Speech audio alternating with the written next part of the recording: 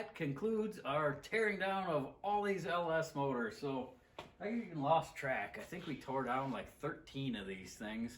And what are some of the common things that we came across?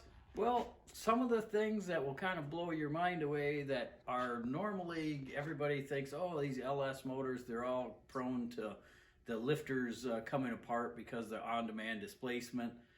Obviously, if you followed any of our other videos telling you the difference between the Gen 3, Gen 4 motors, and some of them have it, some of them didn't, all of those weren't prone to that. And even if they had that, I only pulled one of these down that actually had a cam failure from the on-demand displacement. So the most common thing, believe it or not, is rust in the cylinder walls.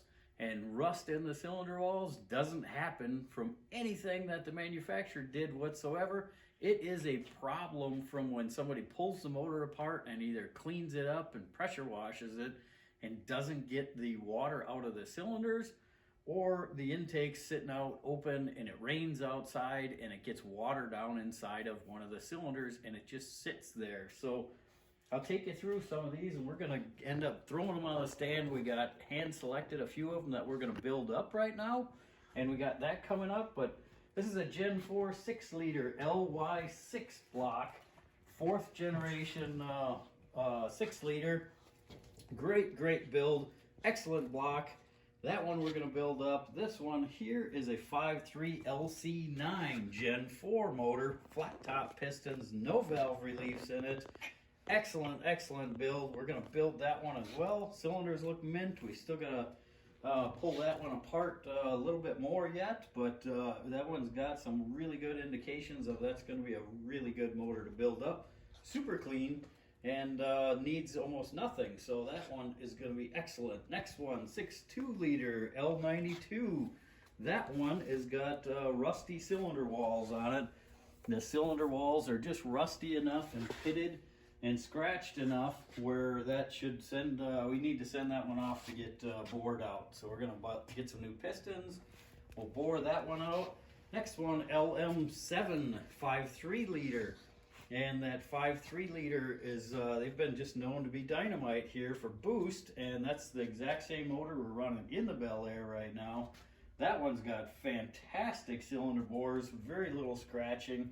It's got, must have some low miles on it, no ridge, no scratching. Next one, L33 aluminum. This is one I got screwed on eBay actually. I bought a brand new aluminum block, and here's how the thing showed up with a chunk missing off of the starter ear on it. That's your dowel pin for your transmission. So this is where your oil pan and everything bolts on. So yeah, that chunk right there, that's a brand new block, and then it's got scratches on the cylinder, on the deck surface and everything too, so that block will, we'll weld that one up anyways. I can actually fix that, so I can weld all that on, and then we'll clean that one up and get the cylinder deck, or get the surface decked, and then that one will be good to go. We're going to do that one at a later time. Another L92 6.2 liter. Look at the rusty cylinder walls in this one here. You can see right exactly where the pistons were all sitting when that whole thing, there was water in it everywhere, and the cylinders on both sides got it too, and that rust is deep enough in there. Definitely needs to be bored. So that one's got to go to the machine shop as well. New pistons are in order. 5.3 liter LM4.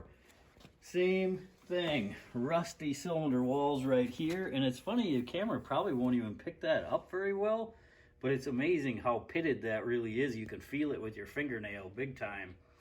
So that is one of the reasons why that one has got to get bored out as well. So yeah, there's quite a few surprises that we came across. A couple of them, this one had a cam bearing walk out. Oh, it's actually right here. So this is what our cam bearing looked like, and cam bearing was just toast, and it was super hard to get the cam out of there actually because it was stuck in there because of the cam bearing failure.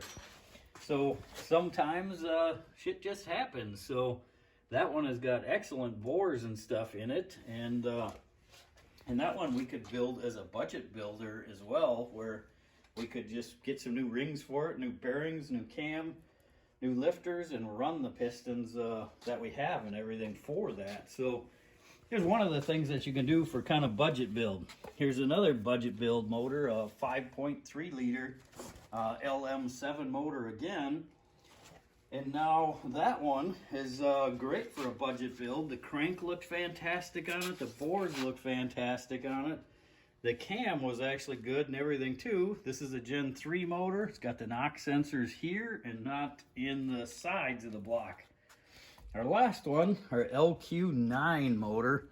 And our LQ9 was absolutely fantastic. Bores except for one. That was the one that we had shown the picture. Actually, we got a video coming up. We're gonna show the teardown of these things, and you're gonna like that when we pull it apart and seeing how bad it looked then compared to what it does now. But we still need to bore it out because of those rusty cylinder walls. So number one thing, rusty cylinder walls was the problem with a lot of these, and that is caused the motor to go from a $2,000 build to a $3,500 build. It's really easy to spend $1,500 on a set of pistons, rods, rings, getting the crank turned, getting it balanced. So that is where your build can go awry in a big hurry. So remember this, people. The most important thing when you're doing an LS swap is to know the people that you're buying the motor from, to hear it run, to actually physically hear it run, be able to put a compression tester up on it and see if you got full compression in all cylinders, make sure it's not knocking, not ticking, because if you're just buying a motor, like I did so many of them here, ran when pulled, well, ran when pulled might have been the case, but when they left it outside without a cover over the intake and it got water down in it and it sat there, that has caused me to have to spend another over $1,000 a piece on these things to get them refreshened again. And then now we have all that downtime. We have to wait for the machine shop and everything to come back with the stuff as well. So that's one of the things that you're going to run across. And did you get a good deal on your LS motor? Or did you get kind of burned on it? So that's the kind of things that you're going to run into that might have made your choice to buy a newer Corvette or Camaro motor or something maybe more feasible than buying that truck motor that you thought was going to be such a great deal. So, I was thinking of this while I was moving these things around. And I tell you, I showed you how light and just crazy these things are with these aluminum heads. This is a 6.2 aluminum head right here, and you can pick them up with 2 fingers. Well, I threw it on a scale. It ended up 24 pounds and some odd change. So let's say 24 pounds for an aluminum head. That's crazy light for anything, even way lighter than a small block Chevy head even. That's aluminum even. And now, check this out. Well, you can't lift one of these with 2 fingers. You can't barely lift it with 3, 4 fingers. It's stupid heavy. Check that out, 53 pounds. So that is a difference of like 29 pounds. 29 pounds more per cylinder head. So each head there, you're gaining 29 more pounds of weight on your front end. Is this a worthless head and throw these iron heads away? I'm not so sure that I would make that judgment call, really. I think you could clamp this iron head on, get these valves done up, and then clamp this iron head on and do a max boost. I'd be willing to bet this head would lift off way more higher pressure on boost than an aluminum head would. So I'd almost be willing to bet you could throw an aluminum block with an iron head on it and just max boost this thing. These might be a really good head for that. And plus the iron block versus aluminum block's about 100 pounds difference. Well, these are 30 pounds a piece, so you're 60 pounds. So you'd still be 40 pounds less if you ran an aluminum block with iron heads than you would run an iron block with aluminum heads. Has anybody ever done this combination before? Is it worth trying? I don't know. Put it in the comments below.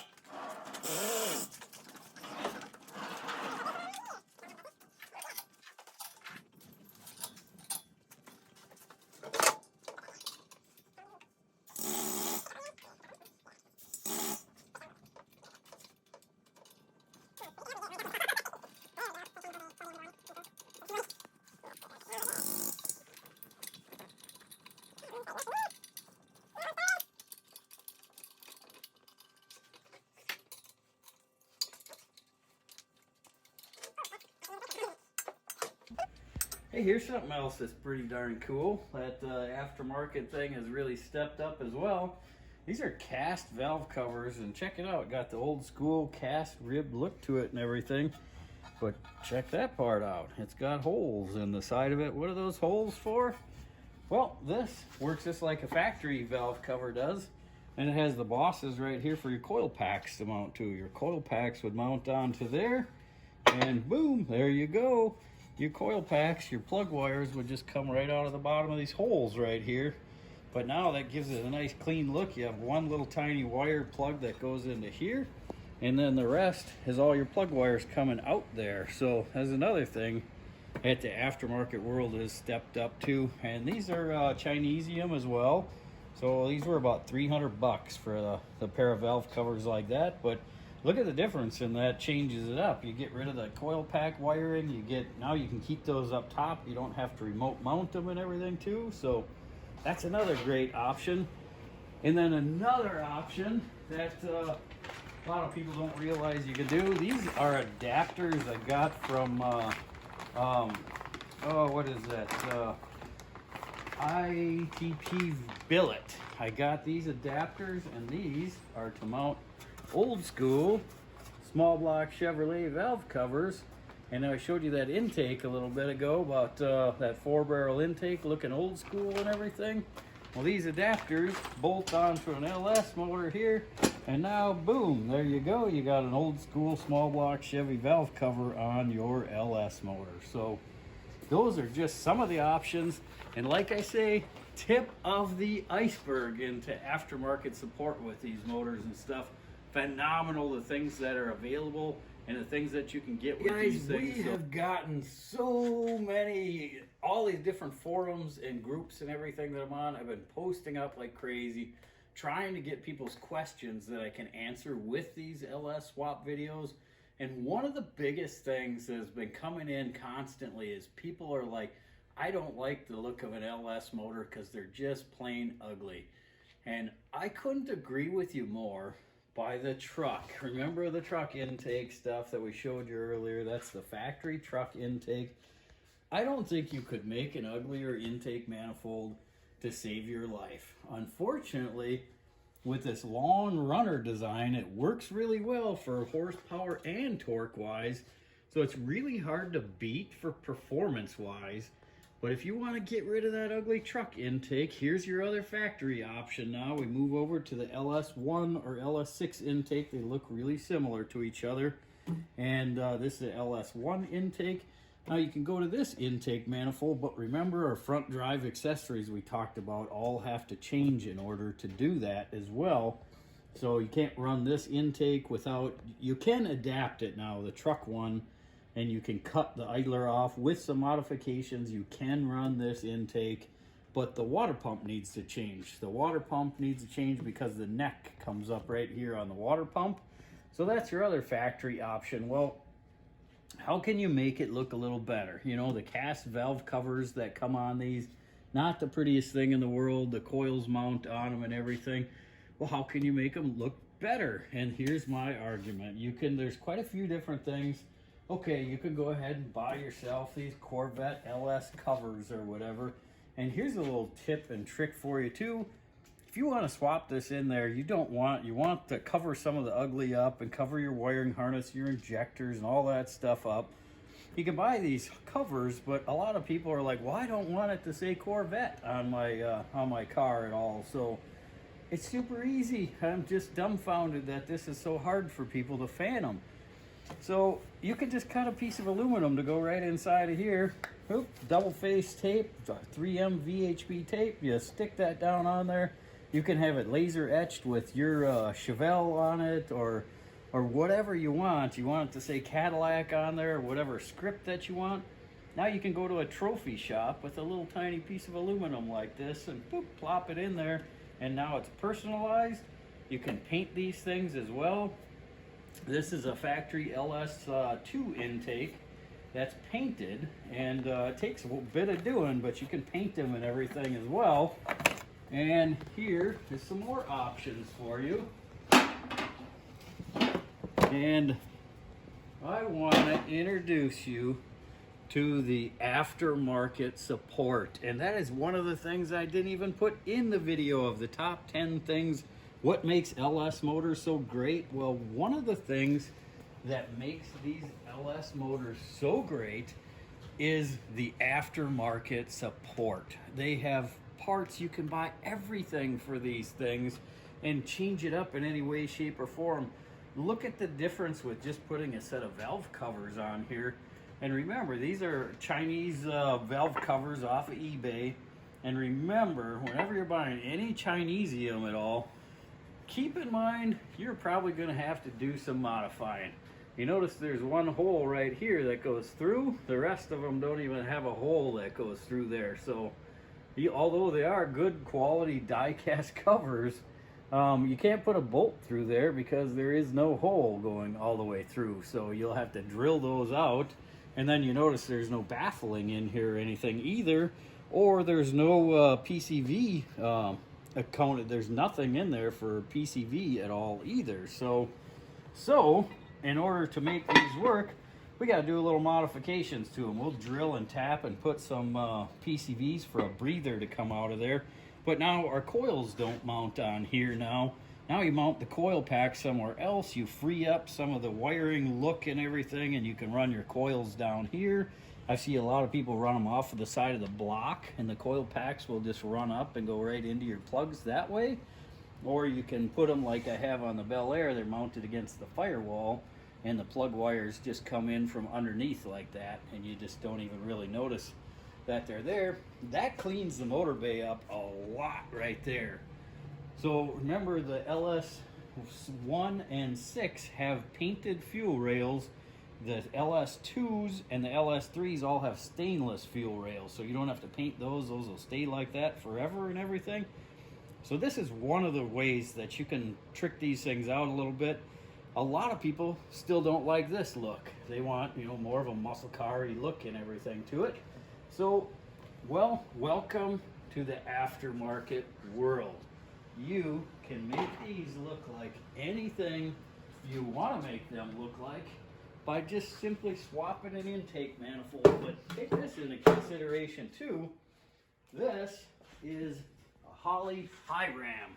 This makes good power, and it is an absolutely dynamite flowing intake manifold. Works really well. Pretty similar to a tunnel ram on an old school motor and everything. Got kind of a cool look to it and everything. It is a bear to get something like this underneath the hood of most cars. So most cars can't use this big high ram unless you put a real tall cowl induction hood on it. Although it looks cool and everything, it's really not that functional. And it is not worth putting an intake on it like this unless you're around 600-700 horsepower range on up, because you're going to lose torque down low, and your RPM range where your horsepower is going to come in is going to be pushed up so much higher. This intake manifold is probably 4,000 RPMs on up is where it starts making power. You are going to lose power everything below that by just adding something like this and a big throttle body on. So I want to take you through a lot of the combinations that you can do and everything, but first I want to kind of show you a lot of different options that you can do. Now, this is a Holley mid-range right here. That's a mid-height, and this is a dual plane intake. You notice the runners are taller on one side and shorter on the other side. That's a dual plane. It just works just like a dual plane intake as a old school small block or anything does. And we don't want that to fall off. That could be bad. Is there a bolt in there? I hope there's a bolt in there. That's gonna lay on the floor. Oh, there's a bolt. We're good. So you notice the height difference in these. This will not give you as much high RPM power and everything, but it'll give you the lower RPM torque. It'll bring that power band down into a usable range for a street car and stuff a little more appealing. But keep this in mind. I just threw this thing on the scale. The factory intake manifold right here. So I weighed this plastic intake manifold just the way that it is. And then I weighed this with the throttle body, no injectors, same thing. This is almost 30 pounds more than this is. So there, you're gaining quite a bit of weight onto the front end of your car. You're gaining a little bit of power, but an extra 25, 30 pounds, that's pretty substantial as well. So take that in mind now. There's different ways that you can do things that you can gain power and not gain weight and stuff as well. Let's get rid of this ugly truck intake and grab another intake that's a super popular option that everybody loves to look at these things so much. And this is an easy way to make your LS motor look really cool and everything. It's got that kind of stealth look to it, kind of low profile, a little bit taller than the factory intake, but it has these short little runners in it. And those short runners will only make power in the high RPM, almost like 4 to 7,000 RPM range is when those runner links start to actually make a little bit of power, and everywhere else it loses it drastically. So this is quite a bit worse than the factory flowing intakes and everything are as well. So although it looks really cool and everything, you're going to actually lose power by putting one of these things on there. But sometimes that's okay for people. They want it to look really cool, and if they could give up, 5-10 horsepower, it's all right too. So look at just right there the difference in these intake manifolds on what they look like. And I want to show you one more. That's really cool. I want to show you another one that is a really cool option if you like the look of an old school 4-barrel intake. Now this is what I'm talking about with that unlimited awesome aftermarket support. Now look at all the different things that you have. So is your argument that you can't make an LS motor look cool, they just don't look right? Is it a viable argument? No, it's not. You can make an LS motor look however you want it to look. And that's the really cool part about these LS motors, is that aftermarket support is so strong that you can make these things look and perform anything that you want to. Now you can throw an old school air cleaner on it and everything look like that.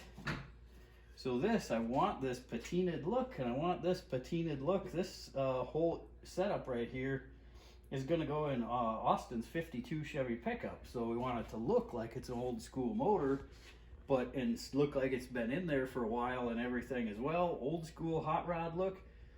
But now you take your ugly truck intake and now you put something like that on it. Now it looks old school and everything too. So now you add a set of headers to it. You get rid of the coil packs. There's all kinds of different valve covers that you can buy for these things as well.